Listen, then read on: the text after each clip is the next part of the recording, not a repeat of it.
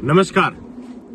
આજે આમ આદમી પાર્ટીના રાષ્ટ્રીય સંયોજક શ્રી અરવિંદ કેજરીવાલજી દ્વારા ગુજરાતના મુખ્યમંત્રી શ્રી ભૂપેન્દ્રભાઈ પટેલને એક પત્ર લખી અને ગુજરાતની અંદર જે રીતે આજે કિન્નાખોરીની રાજનીતિ કરવામાં આવે છે, આમ આદમી પાર્ટીના કાર્યકર્તાઓને જે રીતે પ્રતાડિત કરવાનું, એના પર એફઆરઆઈ કરવાનું, ખોટા કેસો નોંધી અને જેલમાં નાખવાનું જે કામ આજે ગુજરાત પોલીસ દ્વારા કરવામાં આવે છે, એની પાછળ ભારતીય જનતા પાર્ટીના નેતાઓનો હાથ છે। એ બાબતે માન્ય અરવિંદ કેજરીવાલજીએ ભૂપેન્દ્રભાઈ પટેલ મુખ્યમંત્રીશ્રીને પત્ર લખી અને અપીલ કરી છે કે ગુજરાતની અંદર આ પ્રકારની રાજનીતિ આ દેશના લોકતંત્ર માટે, આ દેશના ભવિષ્ય માટે, આ દેશના બાળકો માટે આ પ્રકારની રાજનીતિ સારી નથી।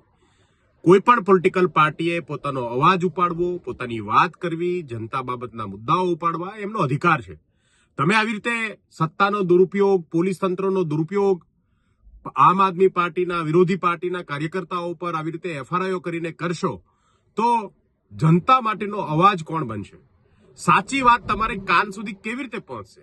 સાચી વાત એક મુખ્યમંત્રીને કોણ કહેશે?